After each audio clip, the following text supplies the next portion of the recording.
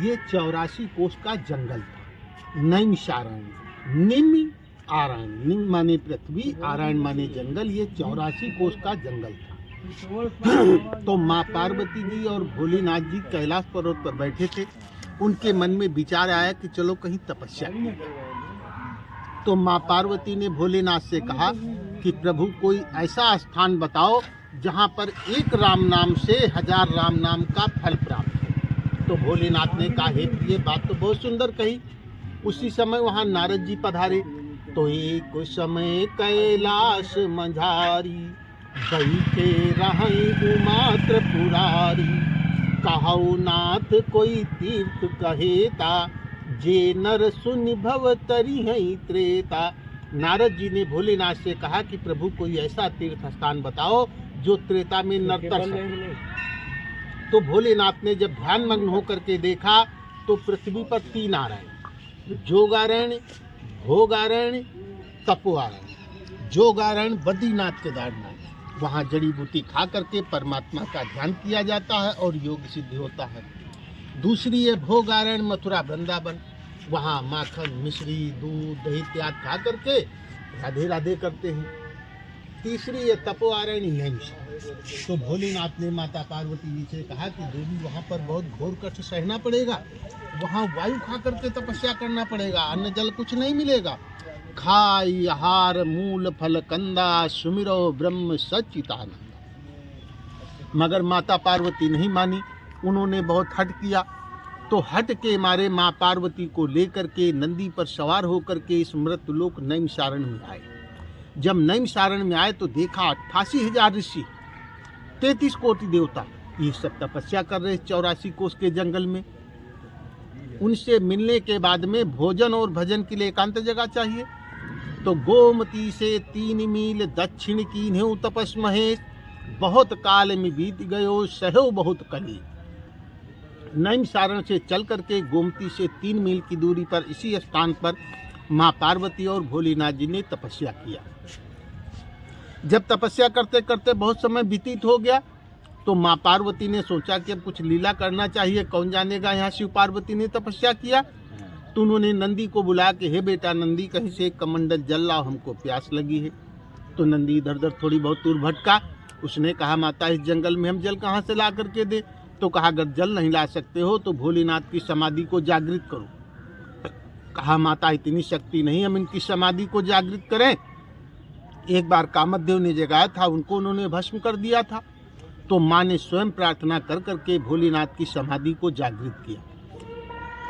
भोलेनाथ ने जब नेत्र खोला, देखा सन्मुख अर्धांगिनी खड़ी। तो उन्होंने पूछा, हे प्रिय, इस बियाबान जंगल में किस राक्षस मूर्ख ने तुमको सताया। तो माँ ने हाथ जोड़कर कहा, स्वामी हमको सताया किसी ने नहीं, हमको प्यास ने सताया। तो भोलेनाथ क्रोधित हुए। उन्होंने कहा, जब मैंने कैलाश पर पहले आपसे कहा था कि वहाँ अन्न जल नहीं मिलेगा, वायु खा करके तपस्या करना पड़ेगा, मगर आप मानी नहीं, आपने बहुत हट किया। अब बताओ जल कहाँ से दे। और जबकि देना चाहते तो उनके जटाओं में तो गंगा जी स्वयं विराजमान थी, दे सकते थे, एक धारा बन जाती, मगर ऐसा नहीं किया। जब वो क्रोधित हुए तो क्रोध के मारे जो मस्तक में तीसरा नेत्र था वो खुल गया, प्रलय होने लगा, हाहाकार मचने लगा, तमाम साधु संत महात्माओं की सब झोपड़ी जलने लगी। सब देवता ऋषि मुनि व्याकुल होकर के भोलेनाथ के सन्मुख आकर के प्रार्थना करने लगे, हे प्रभु विध्वंसकारी, अभी तो कलिकाल के बहुत दिन है, अभी तो गौ वेद कन्या ब्राह्मण को सब मानते हैं, आप अभी से संहार कर रहे हैं, इसका क्या कारण। तो भोलेनाथ ने कहा, भाई हमारा जल के मारे अर्धांग नष्ट हुआ जा रहा है। तो उसमें सूर्य देवता खड़े थे, उन्होंने हाथ जोड़कर प्रार्थना किया कि हे प्रभु विध्वंसकारी, अपने नेत्र को बंद करें, अपने क्रोध को शांत करें, हम आपको प्रातः होते हुए जल देंगे। भोलेनाथ ने अपने नेत्र को बंद किया, क्रोध को शांत किया, प्रातः होते हुए जो उनका कमंडल था उस सूर्य नारायण की किरणों से प्रफुल्लित हो गया। वो जल इतना सुंदर और शोभायमान था, देखते देखते माता जी की प्यास हरण हो गई। तो माँ ने भोलेनाथ से कहा, प्रभु जिस जल के मारे हमारे प्राण सूख रहे थे, उस जल को देखते देखते हमारी प्यास हरण हो गई। तो भोलेनाथ ने कहा, क्या देवी परीक्षा लेना चाहती उस घनघोर जंगल में। कहा, नहीं स्वामी, ऐसी कोई बात नहीं। फिर उस जल से दोनों लोगों ने आचमन करके स्नान किया। उमा सहित स्नान ही कीन्हा, तह एक प्रगट कुंड कर दीना। जल का काम है निचले स्थल में भर जाना। फिर अपनी तपस्या में लीन हो गए। जब उनकी तपस्या पूर्ण हुई, चलने का समय हुआ, तो माता पार्वती ने देखा कि कमंडल जल तो पृथ्वी को सोख जाना चाहिए, ये तो कुंड रूपी होकर के बढ़ रहा है, इसका क्या कारण? तो उन्होंने भोलेनाथ से फिर कहा। तब भोलेनाथ ने कहा, देवी हमारी तुम्हारी तपस्या का बल है और ये देवताओं का दिया हुआ जल है, ये कभी सूखेगा नहीं, ये निरंतर इसी तरीके बढ़ेगा। तो कहा, प्रभु फिर कुछ इसका नाम रख देना चाहिए, कौन जानेगा। शिव पार्वती ने यहाँ तपस्या किया तो उन्होंने सूर्य नारायण भगवान के नाम से इसका पहला नाम रखा प्रभास्कर। भाद्र शुक्ल सत्यम रविवारा, तीर्थ प्रभास्कर भाई अवतारा। भादों का महीना इतवार दिन सप्तमी तिथि को इस तीर्थ की उत्पत्ति हुई प्रभास्कर कुंड के नाम से। प्रभास्कर कुंड नाम रख करके अपने कैलाश को चले गए। काफी समय तक वो प्रभास्कर कुंड नाम चलता रहा। फिर इसका दूसरा नाम हुआ ब्रह्म कुंड। पहले 3 प्रकार के पातक होते थे, मनुष्यः, वाचः, कर्मण। तो ब्रह्मा जी को मानसिक पातक लगा अपने पुत्री के साथ में।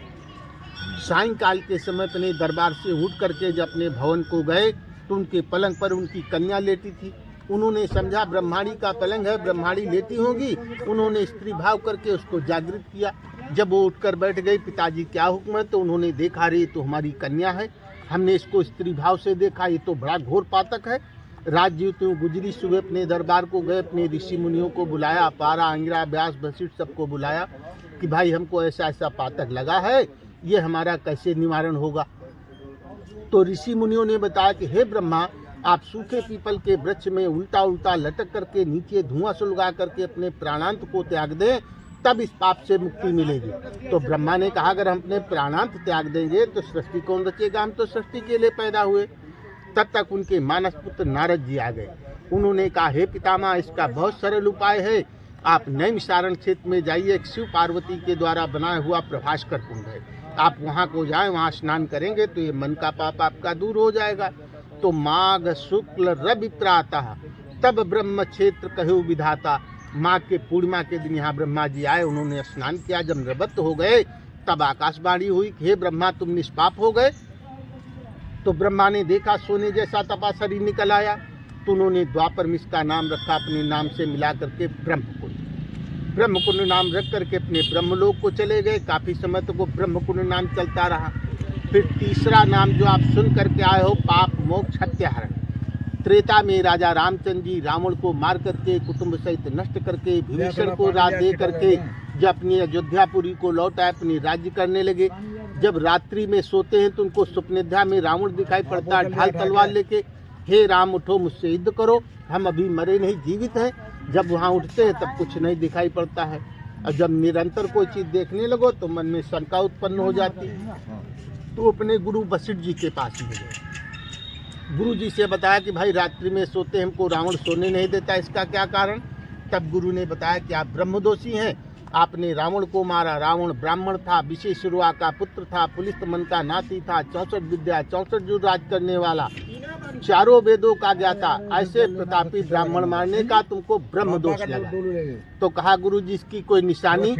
तो कहा, जिस हाथ से तुमने उसकी नाभि का अमृत कुंड सूंघा है, उस दाहिनी गदेली में श्यामता बाल और काला निशान, लख्यो हाथ में स्याही अबारा, तब रघुवंश मणि विचारा। तो जब भगवान ने विचार करके देखा तो उनकी दाहिनी गदेली में श्यामता बाल और काला निशान। कहा, गुरु जी ये दूर कैसे होगा? तो उन्होंने कहा, तीर्थ यात्रा करो, जहाँ ये तुम्हारा दागबाल छूट जाए वहाँ से मरना, तुम पाप मोक्ष हो गए। तो काशी कुरंगम बद्री निसंगम आयुष रामा, सब तीर्थनेशु कोई ऐसी धारा नदी तीर्थ बाकी नहीं रखा जहाँ वो गए न हो, मगर वो दागबाल कहीं नहीं छूटा। फिर गुरु जी से कहा, तब गुरु ने बताया कि आप नैमिषारण्य क्षेत्र में जाइए, जहाँ आपके बुजुर्गों ने तपस्या किया है, राजा मनु और शत्रुपाला ने। तो फाल्गुन तीज रविवारा, आवत भे अवधेश कुमारा। फाल्गुन के महीने में यहाँ 15 रोज की परिक्रमा होती है, 84 कोस की। उस परिक्रमा में तृतीया के दिन यहाँ अपने रामादल के साथ में आए, यहाँ स्नान किया, अनेकों प्रकार के दान किए, मगर वो दागबाल नहीं छूटा। तब लक्ष्मण ने बताया कि भाई अभी एक विधि और बाकी, कहीं कौन सी? कहीं गौदान। तो उन्होंने 1.25 लाख गौए मंगवा करके सोने सींग मढ़ाए, मुक्ता झालर रजत खुर पीतांबर तन उड़वाए। जब उन्होंने ब्राह्मणों को दान में दिया तो संकल्प के द्वारा गौ की पूंछी में दागबाल चला गया। तो भगवान ने देखा हम तो निष्पाप हो गए, तो उन्होंने कहा हे भाई लक्ष्मण, आज से हम इस तीर्थ का नाम रखते हैं पाप मोक्ष हत्या हरण, जन्मोति हत्या प्रमोत हत्या मोक्ष नाम संशया।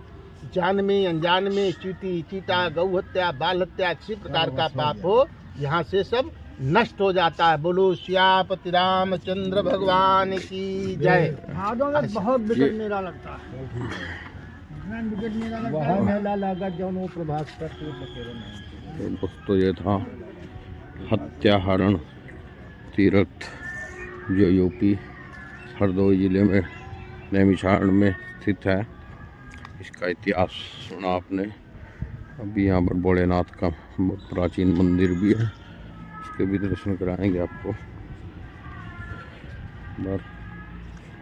देखो अभी कराते हैं। ये वीडियो आप देख रहे हो जागृत जनता यूट्यूब चैनल के माध्यम से। ये नैमिषारण्य की परिक्रमा मार्ग में आता है तीर्थ। देखो ये बहुत प्राचीन मंदिर है भोलेनाथ का।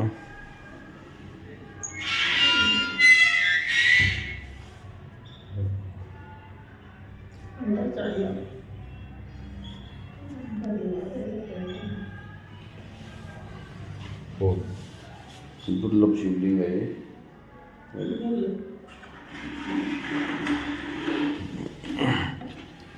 हर हर महादेव, ओम नमः शिवाय, ओम नमः शिवाय, जय भोलेनाथ शंभो।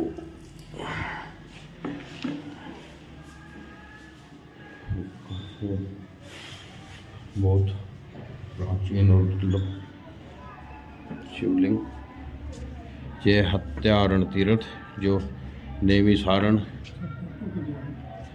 की तीर्थ की परिक्रमा में आता है, जहाँ पर अभी पंडित जी ने इतिहास बताया है यहाँ का, जहाँ पर मनु शत्रुपा ने तपस्या की थी। भगवान राम का मंदिर रहने के बनाया कहाँ रहने वाले हैं आप लोग? हम करनाल के। बताना हमारा फर्ज है। तो ये तीर्थ है, इस पर स्नान करने से ब्रह्म हत्या का पाप भी मुक्त हो जाता है इंसान। जब भी कभी इधर नैमिषारण्य में तीर्थ में आए तो हत्याहरण तीर्थ के जरूर दर्शन करें। इस सरोवर में, इस तालाब में स्नान करने से, ये देखो ये हत्याहरण तीर्थ, इस तालाब में स्नान करने से भगवान राम के भी जो दोष लगा था, ब्रह्म दोष, वो भी दूर हो गया था। पंडित जी ने ऐसा बताया हमें। तो आप लोग भी जब कभी भी इधर चक्कर लगे आपका तो आप जरूर दर्शन करें। ये तालाब है। तो दोस्तों कैसी लगी जानकारी आप देखो। जय हिंद।